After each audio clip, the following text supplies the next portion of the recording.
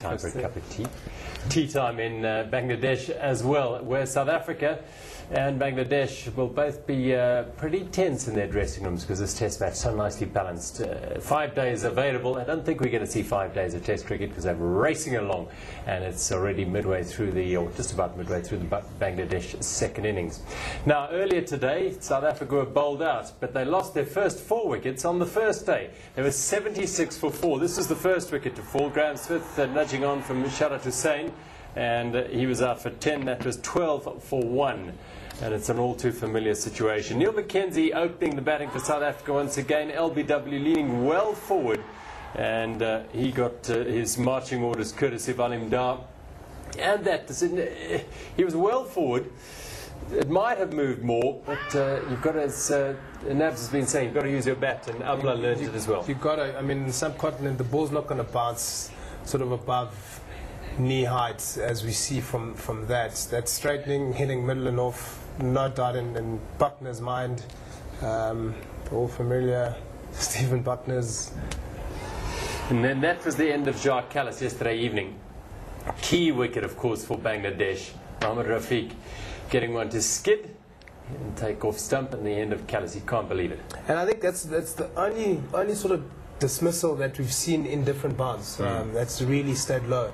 Other than that, well, that's a run out of Ashwell Prince. Misunderstanding between the two batters. In different communication. Yeah. And I mean, you saw Ashwell actually defend that, and it was sort of a delayed call to come for the one. His call as well, yeah. Which was, you know, you got to blame both of them because, you know, he came and Johan came and ended up leading to the, and this was bizarre. Probably one of the most bizarre dismissals in Test cricket. And I'm sure Abby de Villiers will never ever go out like that in Test cricket ever in his life. I tell you what, he stood there and protested and whatever. I know he sort of thought maybe 2 bounces is not out, but it has to bounce more than twice to be a no ball. But I tell you what, after a shot like that, to a ball like that, you just want to get off the field.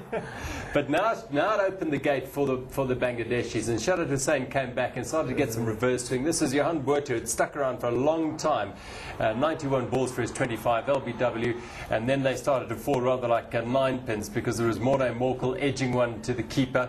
Again, Hussain the bowler. Really bowled well, did Shahidad Hussain. Didn't do anything fancy, no great pace, just good skill. You see that tailing back again and just getting that front pad in the way. As Bacha, good Yorker to end things off. And he'll be happy with that return. His best figures in Test cricket. 6 for 27, yeah. Brilliant performance by Hussain. And yeah, we were talking about the spinners being the threat, and in a way undone by South Africa's own enemy, the weapon. That's the fast bowler. So South Africa 170, de Villiers 46, Siddiqui 16 not out. They are 70 runs ahead with 7 wickets in hand, Bangladesh.